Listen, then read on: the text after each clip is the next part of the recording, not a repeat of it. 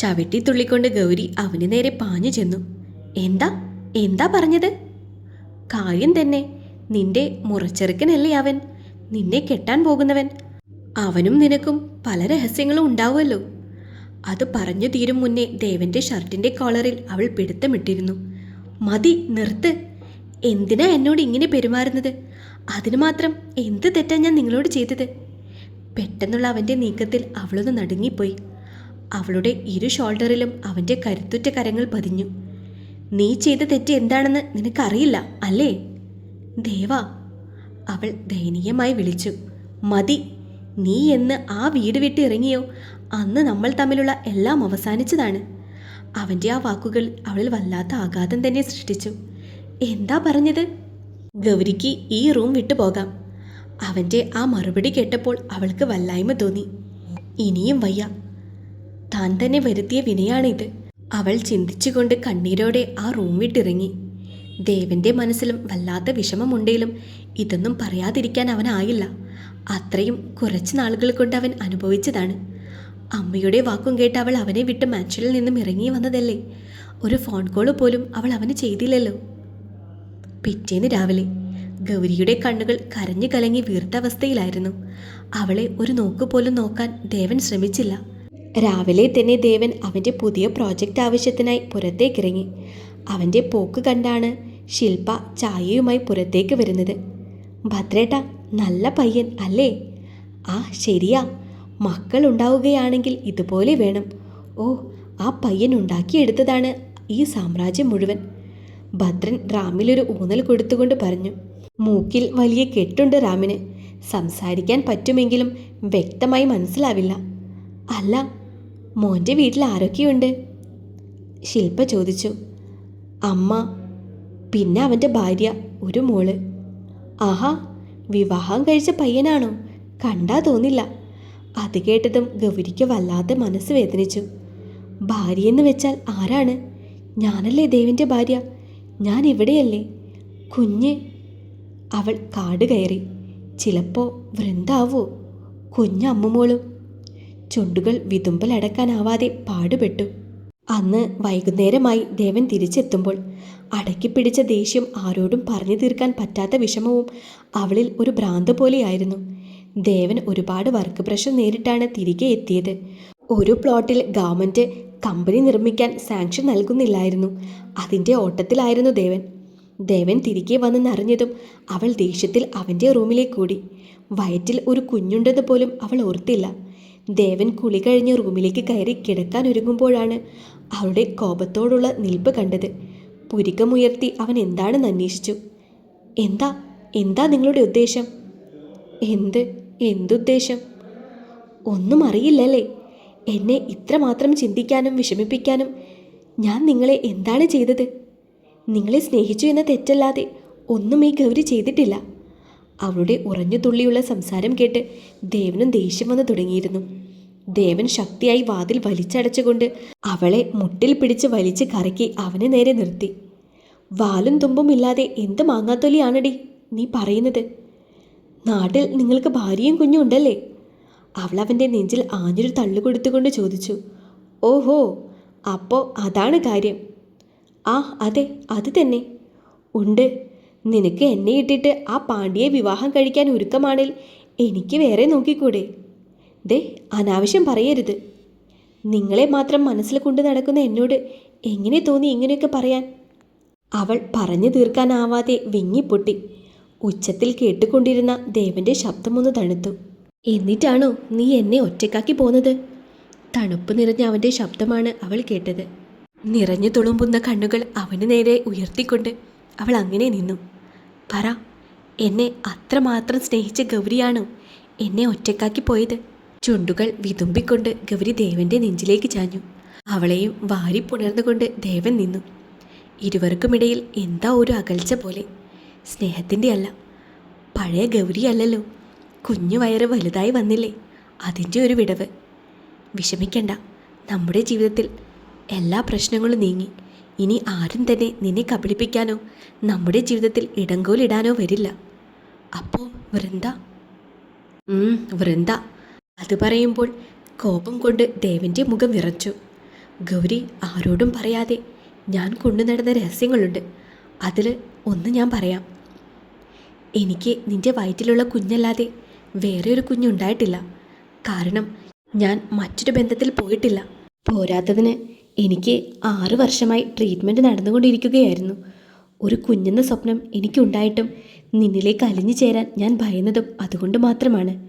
Doctor Joel, അദ്ദേഹം നല്ലതുപോലെ എന്നെ ശ്രദ്ധിച്ചതുകൊണ്ട് മാത്രമാണ് ഇന്ന് നമുക്കൊരു കുഞ്ഞുണ്ടായത് പോലും.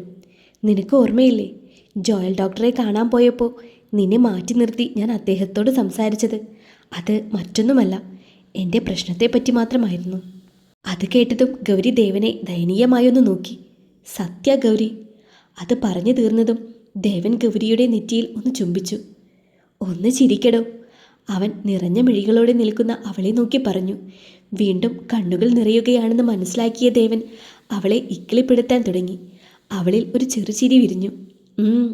ഇനി വേണമെങ്കിൽ എനിക്ക് വേറെ കുട്ടികളെ നോക്കാം, ദേവൻ ആക്കിക്കൊണ്ട് പറഞ്ഞു. അത് കേട്ടതും ദേവൻ്റെ നെഞ്ചിലേക്ക് അവൾ ആഞ്ഞൊരു ഇടി കൊടുത്തു. ആ എടി ഭാര്യേ, നീ മരിച്ചു പോകും. ഞാനോ? ആ നീ തന്നെ. ഓഹോ, ക്ലീശോ ആയി വരല്ലേ ദേവ. എന്ത്? എൻ്റെ നെഞ്ചിൽ നീയല്ലേ? അപ്പോൾ നെഞ്ചിൽ കുത്തിയാൽ നീ മരിക്കില്ലേ എന്നെല്ലാമല്ലേ പറയാൻ വരുന്നത്? അയ്യേ അമ്പടി. അപ്പോൾ അതൊക്കെ അറിയാം. ഇരുവരും ചിരിയോടെ ചേർന്ന് നിന്നു. ഗൗരി, എന്നെ വിട്ട് പോകരുത്. നീയില്ലാതെ എനിക്ക് പറ്റില്ല. ഈ കഴിഞ്ഞ 2 മാസം ഞാൻ മരിച്ചു ജീവിക്കുകയായിരുന്നു. എൻ്റെ കുഞ്ഞ്, അതിനെയൊന്ന് തലോടാനെല്ലാം എൻ്റെ കൈകൾ കൊതിച്ചു പോയിരുന്നു. ഇനിയും എന്നെ വിട്ട് പോയാൽ ചിലപ്പോൾ. അത് പറഞ്ഞു തീരും മുന്നേ ഗൗരി അവൻ്റെ ചുണ്ടുകളിൽ വിരലമർത്തി. വേണ്ട ദേവ, വേണ്ടാത്തതൊന്നും പറയരുത്. വയ്യ ഗൗരി, നീയില്ലാതെ. എനിക്ക് ഉറപ്പാണ്, ഇനി നീയില്ലാതെ എനിക്ക് ജീവിതം മുന്നോട്ട് കൊണ്ടുപോകാനാവില്ല. അപ്പോൾ ഞാൻ മരിച്ചാൽ? അത് കേട്ടതും ദേവൻ ഞെട്ടലിൽ അവളെ തന്നെ നോക്കി നിന്നു. ഗൗരി, നീ എന്നെ വിട്ടു പോവൂ? നിനക്ക് പറ്റുമോ അതിന്? ഇരുവരിലും സങ്കടം കടൽ പോലെ ഇരച്ചെത്തി. പിറ്റേന്ന് രാവിലെ ഉമ്മറത്ത് ലാപ്പിൽ നോക്കിയിരിക്കുന്ന ദേവൻ്റെ അടുത്തേക്ക് ശില്പ ചായയുമായി വന്നു. മോനെ, ദാ മോന് പ്രത്യേകം ഉണ്ടാക്കിയ ചായയാണ്, കുടിച്ചു നോക്ക്. ആ മോനെ ദേവ, ഇവളുടെ ചായ, അതൊന്ന് കുടിക്കുക തന്നെ വേണം. എൻ്റെ ഭാര്യ ആയതുകൊണ്ട് പറയുമല്ല, നല്ല കൈപ്പുണ്യമാണ്. ദേവൻ താല്പര്യമില്ലാത്തൊരു ചിരി ഇരുവർക്കും സമ്മാനിച്ചു. അപ്പോഴാണ് അങ്ങോട്ടേക്ക് റാം വരുന്നത്. ഇന്നലെ രാത്രിയിലെ ഇരുട്ടടി നല്ലതുപോലെ ഏറ്റിട്ടുണ്ട്. മൂക്ക് കെട്ടിവെച്ചിരിക്കുകയാണ്. മോനെ, ഇപ്പോൾ വേദനയുണ്ടോടാ? ശില്പ ചോദിച്ചു. കുറവാ അമ്മേ. നല്ലതുപോലെ റെസ്റ്റ് എടുക്ക്. ശരിയാ മോനെ, നന്ദിനി വന്നാൽ ഉടൻ നിങ്ങളുടെ വിവാഹം അങ്ങ് നടത്താനുള്ളതാ. ഇപ്പോൾ റെസ്റ്റ് എടുത്തില്ലേൽ പിന്നെ ആ സമയമാവുമ്പോൾ പിന്നെ ഉണങ്ങത്തില്ല. അത് കേട്ടതും കുടിച്ചുകൊണ്ടിരുന്ന ചായ ദേവൻ്റെ നെറുകയിൽ കയറി അവൻ ചുമക്കാൻ തുടങ്ങി. അല്ല, എന്നാ വിവാഹം? അവൻ ചുമയുടെ ഇടയിൽ തിരക്കി. അത് മോളുടെ അമ്മ ഇവിടെയില്ല, അവൾ വന്നിട്ട്. ആ കുട്ടിയെ കണ്ട് ഗർഭിണിയാണെന്ന് തോന്നുന്നു. അതൊന്നും പറയണ്ട. അത് പറഞ്ഞുകൊണ്ടിരിക്കെ ഗൗരി അങ്ങോട്ടേക്ക് കടന്നു വന്നു. ഈ മോളുടെ കെട്ടിയൻ വല്ലാത്തൊരു പയ്യനാണെന്നേ. ഇന്നൊരു പെണ്ണ് ആണേൽ നാളെ മറ്റൊരു പെണ്ണ്. ഈ കൊച്ചിനെ ഗർഭിണിയാക്കിക്കൊണ്ട് അവൻ ഒരുപാട് കഷ്ടപ്പെടുത്തി. പാവം, അവസാനം അവൻ്റെ കയ്യിൽ നിന്നും എങ്ങനെയൊക്കെയോ രക്ഷപ്പെട്ടു വന്നതാ. അത് കേട്ടതും ദേവൻ്റെ മുഖം കോപം കൊണ്ട് വലിഞ്ഞു മുറുകി. അവൾ ദേവൻ്റെ മാറ്റത്തിൽ ഭയന്നു.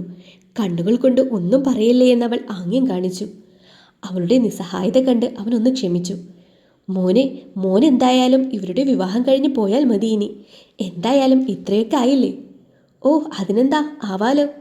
എന്നാലും ഈ പെൺകുട്ടി എത്ര കഷ്ടപ്പെട്ടെന്ന് കേൾക്കുമ്പോൾ ദേവൻ ആക്കിക്കൊണ്ട് പറഞ്ഞു. എന്ത് ചെയ്യാൻ, പണമുണ്ടായിട്ട് എന്ത് കാര്യം? സ്നേഹിക്കാൻ നല്ല മനസ്സില്ലേൽ പിന്നെ പറഞ്ഞിട്ട് എന്ത് കാര്യമാണ് മോനെ? ശരിയാ, ദേവൻ പറഞ്ഞുകൊണ്ട് ഗൗരിയെ തുറച്ചു നോക്കി. അവൾ ഇളിച്ചു കാണിച്ചുകൊണ്ട് അകത്തേക്ക് കയറിയ ഗൗരി റൂമിലേക്ക് കയറിയതും ദേവൻ അങ്ങോട്ടേക്ക് ചെന്ന് വാതിൽ തള്ളി തുറന്ന് അകത്തേക്ക് കയറി. അയ്യോ ദേവ, നിങ്ങളിവിടെ?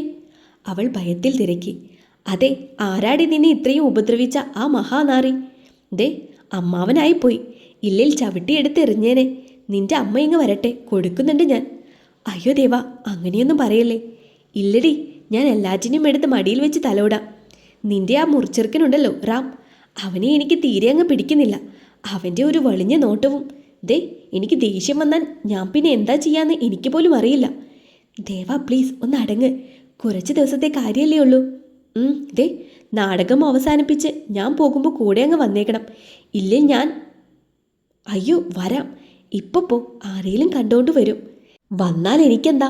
നീ എൻ്റെ ഭാര്യയും ഈ വയറ്റിലുള്ളത് എൻ്റെ കുഞ്ഞുമാണ്. അല്ലെന്ന് ഞാൻ പറഞ്ഞില്ലല്ലോ. ദേ എല്ലാം അവസാനിപ്പിക്കാൻ നോക്ക് പെട്ടെന്ന്. എനിക്ക് വയ്യ ഇങ്ങനെ നിന്നെ ഒന്ന് ചേർത്ത് പിടിക്കാൻ പോലും പറ്റാതെ ഒരു മതിലിനപ്പുറം ജീവിക്കാൻ. അവൻ്റെ സംസാരത്തിൽ നിരാശ കലർന്നിരുന്നു. അവൾ അവൻ്റെ നെഞ്ചോട് ചാഞ്ഞുകൊണ്ട് തലയുയർത്തി അവനോട് പറഞ്ഞു, കുറച്ചുകൂടെ ക്ഷമിക്കേ. നമുക്ക് എല്ലാവരെയും അറിയിക്കണ്ടേ നിങ്ങളൊരു നല്ല മനുഷ്യനാണെന്ന്. വേണ്ട, നീയും എൻ്റെ കുഞ്ഞും അറിഞ്ഞാൽ മതി. വേറെ ആരും എനിക്കൊരു പ്രശ്നമല്ല. പെട്ടെന്നാണ് വാതിൽ വലിച്ചു തുറന്നുകൊണ്ട് റാമിൻ്റെ വരവ്. അത് കണ്ടതും ഗൗരി ഒന്ന് നടുങ്ങി. ഓ, അപ്പോൾ ഞാൻ സംശയിച്ചത് ശരിയാണല്ലേ. നീ വന്നപ്പോൾ മുതൽ ഇവളിലുള്ള കണ്ണ് ഞാൻ ശ്രദ്ധിച്ചതാണ്. അപ്പോൾ ഇതായിരുന്നു. റാമിൻ്റെ ഉറക്കെയുള്ള ആക്രോശം കേട്ടുകൊണ്ട് അമ്മായിയും അമ്മാവനും അങ്ങോട്ടേക്ക് വന്നു. എന്താടാ മോനെ? അച്ഛ, ഞാൻ എങ്ങനെയാ പറയാ ചേ? എന്താണെന്ന് വെച്ചാൽ തെളിയിച്ച് പറ നീ. ദേ ഞാൻ വന്നപ്പോൾ ഈ ദേവനെന്ന് പറയുന്ന കാമക്കോഴി ഗൗരിയെ കയറി പിടിച്ചു നിൽക്കുന്നു. അത് പറഞ്ഞു തീരും മുന്നേ റാം ദേവന്റെ കോളറിൽ കുത്തിപ്പിടിച്ച് കഴിഞ്ഞിരുന്നു. ദേവൻ റാം കുത്തിപ്പിടിച്ചത് നോക്കിക്കൊണ്ട് അവൻ്റെ കൈകളെ ഒരു പുഷ്പം പറിക്കുന്ന ലാഘവത്തോടെ എടുത്തു മാറ്റി. ചുളിവ് വീഴും. പറയാനുള്ളത് പിടിക്കലും തള്ളുമില്ലാതെയാവാം. ഡാ, എൻ്റെ പെണ്ണിനെ കൈവച്ചിട്ട് നീ ന്യായീകരിക്കുന്നു. റാം ദേവന്റെ ഷർട്ടിൽ പിടിച്ചു വലിച്ചുകൊണ്ട് ഉമ്മറത്തേക്ക് വന്നു നിന്നു. ദേവന്റെ ഉള്ളിൽ എൻ്റെ പെണ്ണെന്ന വാക്ക് 1000 തവണ മുഴങ്ങിക്കൊണ്ടിരുന്നു. ഉമ്മറത്തേക്കെത്തിയതും റാമിനെ ദേവൻ ആഞ്ഞൊരു തള്ളായിരുന്നു. തെറിച്ചു വീണ റാമിൻ്റെ മൂക്ക് വീണ്ടും ചെന്ന് കുത്തി ചോര വരാൻ തുടങ്ങി. അത് കണ്ടതും ഭദ്രൻ വന്ന് ദേവനെ തടഞ്ഞു. നിൽക്ക്, പ്രശ്നം എന്താണെന്ന് ആദ്യം പറ, എന്നിട്ടാവാം അടിയും ഇടിയും. അപ്പോഴേക്കും ഗൗരിയും ഓടി വന്നിരുന്നു. അടിക്കിടയിൽ അവൾക്ക് വല്ലതും പറ്റുമെന്ന് ദേവൻ ഭയന്നിരുന്നു. മാറി നിൽക്ക്, ഗൗരിയെ നോക്കി ദേവൻ പറഞ്ഞു. ഇല്ലെന്നവൾ തലയാട്ടി. മാറി നിൽക്കാനാണ് ഗൗരിയോട് പറഞ്ഞത്. അവൻ്റെ ശബ്ദം വളരെ ഉച്ചത്തിൽ അവിടെ മുഴുവൻ പ്രതിധ്വനിച്ചു. തിരികെ എഴുന്നേറ്റ് വന്ന റാം ദേവന്റെ മുഖത്തേക്ക് ആഞ്ഞൊരിടി കൊടുത്തു. വലിയ ആളെന്ന മട്ടിൽ ഗൗരിയെ നോക്കി ചിരിച്ചു. തലയുയർത്തിയ ദേവന്റെ ചുണ്ട് അല്പം പൊട്ടിയിരുന്നു. അത് കണ്ടതും ഗൗരി കരച്ചിലോടെ ദേവന്റെ അരികിലേക്ക് ഓടിയെടുത്തു. വേണ്ട, മതി, നിർത്തിയേക്ക്, അവൾ ദേവനെ നോക്കി പറഞ്ഞു. ചുണ്ടിൽ നിന്നും വരുന്ന രക്തം അവൾ തുടച്ചുകൊണ്ട് പറഞ്ഞു. വേണ്ട, മതി, പ്ലീസ്. അത് കണ്ടതും റാം അവളെ അവൻ്റെ അടുക്കൽ നിന്നും വലിച്ചുകൊണ്ട് അവനിലേക്ക് ചേർത്ത് നിർത്തി. ഇടിച്ചിടിയേക്കാൾ വേദന ആ രംഗം കണ്ടപ്പോൾ അവനിലുണ്ടായി.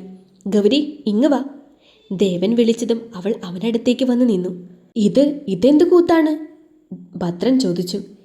എടി പെണ്ണെ, ദേ നീ എൻ്റെ മോൻ്റെ കൂടെയാണ് നിൽക്കേണ്ടത്. ഇങ്ങ് വാ പെണ്ണെ. അവൾ പോകില്ലെന്നായതും റാം അവളെ പിടിക്കാൻ വേണ്ടി വന്നതും ദേവൻ അവൻ്റെ വയറിനിട്ട് ഒരു ഇടി കൊടുത്തു. എൻ്റെ ഈശ്വര, ഇതൊന്ന് നിർത്തോ?